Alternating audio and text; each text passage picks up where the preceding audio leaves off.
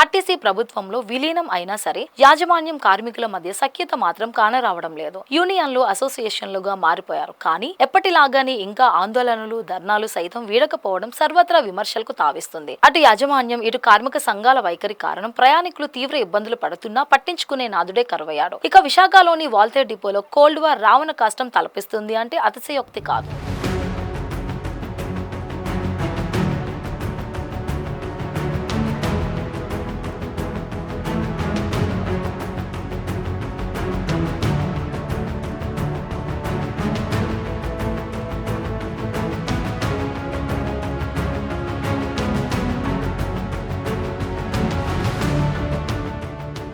ఈ డిపోలో conductor Ramarao ticket సొమ్ము దుర్వినియోగం చేశాడని గతంలో సస్పెండ్ చేశారు. దీంతో ఎన్ఎంయు ఏకంగా 72 రోజుల పాటు ఇక్కడ దీక్షలు చేయడం తెలిసిందే. ఎట్టకేలకు వాల్తేర్ డిపో యాజమాన్యం దిగొచ్చి రామారావుకి పోస్టింగ్ ఇచ్చేశారు. ఇదే రామారావు మళ్లీ సొమ్ము దుర్వినియోగం చేసినట్టు వైఎస్ఆర్ అసోసియేషన్ ఆరోపిస్తుంది. ఇవన్నీ మర్చిపోక ముందే మరో 2 డ్రైవర్లు సస్పెండ్ కావడం, ఒక వర్గం దీక్షలు చేయడం తీవ్ర దుమారం రేపుతుంది. కాగా డిపో మేనేజర్ ఎన్ఎంయుకి కొమ్ము కాస్తున్నారని వైఎస్ఆర్ అసోసియేషన్ ఆరోపిస్తుంది.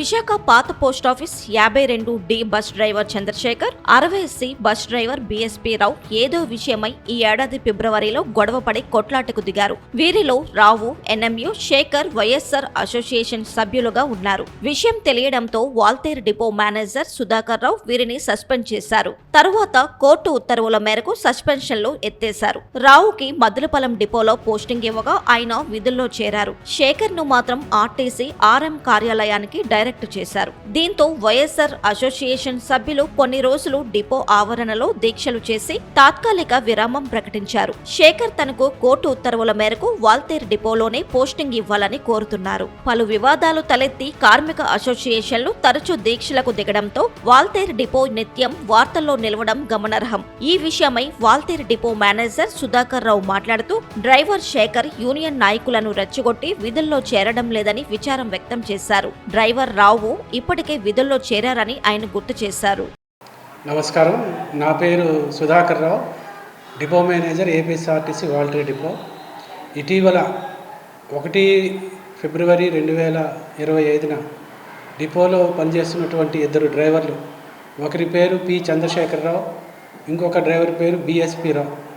వీరిద్దరూ కూడా పాత పోస్ట్ ఆఫీస్ కంట్రోల్ పాయింట్ దగ్గర డ్యూటీలో ఉండగా ఒకరి మీద ఒకరు దూషించుకోవటం, తిట్టుకోవటం, అలాగే దాడి చేయటం, కొట్టుకునే పరిస్థితి కనిపించింది. ఆ విషయంలో ఆ టైంలో కంట్రోల్ పాయింట్ దగ్గర ఉన్నటువంటి మిగతా కండక్టర్లు, డ్రైవర్లు, అదేవిధంగా ప్రయాణికులు వీళ్ళందరూ కూడా ఆ టైంలో అక్కడ ఉన్నారు.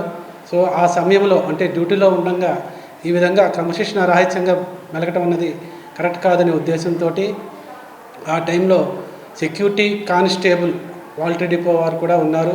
సో వారందరి తాలూకా విట్నెస్లు తీసుకొని దాని మీద శాఖాపరమైనటువంటి ప్రాథమిక విచారణ జరిపి సదరు డ్రైవర్లు ఇద్దరిని కూడా, కండక్టర్లు కాదు, ఇద్దరు కూడా డ్రైవర్సే, 2 డ్రైవర్లని కూడా సస్పెండ్ చేయడం జరిగింది. అది 7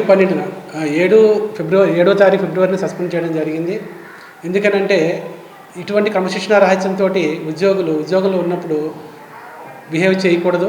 దాన్ని చూసి మిగతా వాళ్ళు కూడా నేర్చుకునే ప్రమాదం ఉంది.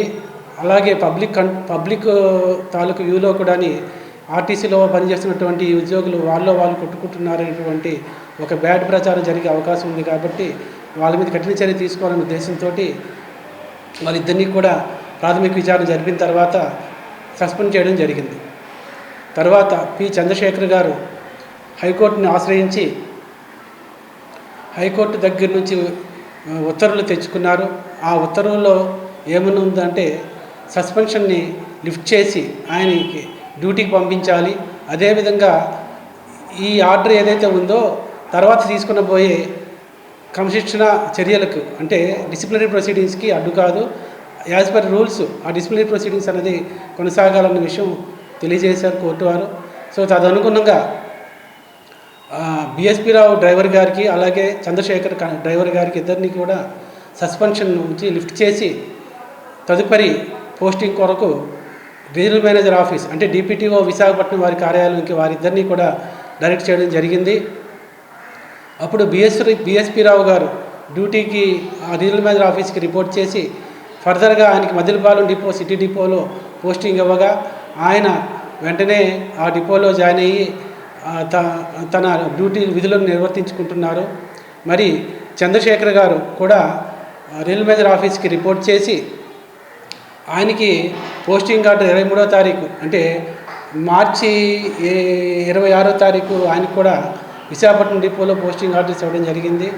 అయినప్పటికీ కూడా చంద్రశేఖర్ గారు విశాఖపట్నం డిపోకి హాజరు అయ్యి డ్యూటీలు నిర్వర్తించవలసి ఉన్నది. అయినప్పటికీ కూడా ఆయన డ్యూటీలకి హాజరవ్వకుండా గైర్హాజరయ్యి వాల్టేర్ డిపోలోనే తనకి పోస్టింగ్ ఆర్డర్స్ కావాలని చెప్పేసి మా మీద ఒత్తిడి తీసుకురావడం జరిగింది.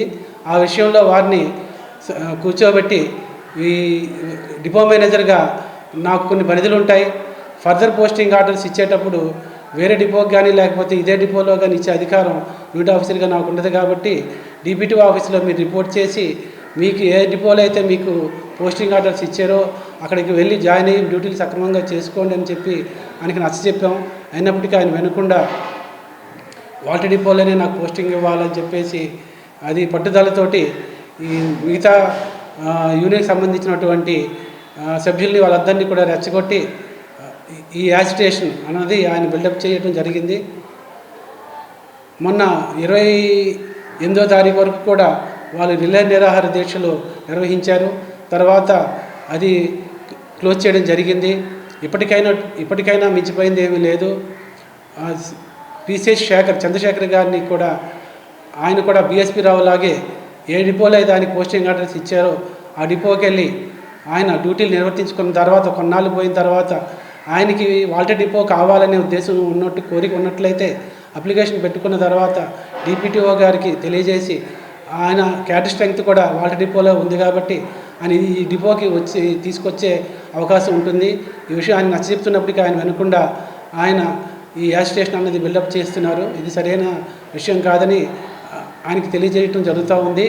దీంట్లో వేరే యూనియన్కి కానీ ఎవరికి కానీ మేము కొమ్ము కాసడంగా కాయటం కానీ అట్లాంటిది ఏమీ ఉండదు. ఇప్పుడు యాజ్ యూనిట్ ఆఫీసర్గా అందరూ యూనియన్లు, అందరు సభ్యులు, అందరూ కండక్టర్లు, డ్రైవర్లు మాకు సమానమే. అందరికీ కొన్ని పరిమితులు ఉంటాయి. ఆ సర్క్యులర్ ఇన్స్ట్రక్షన్స్ ప్రకారంగా మేము పోతాం. అదే తప్పించి ఎటువంటి పక్షపాతం కానీ లేకపోతే ద్వేషం కానీ యూనిట్ ఆఫీసర్గా నాకు ఉండదు. ఆ విషయం గమనించాలి.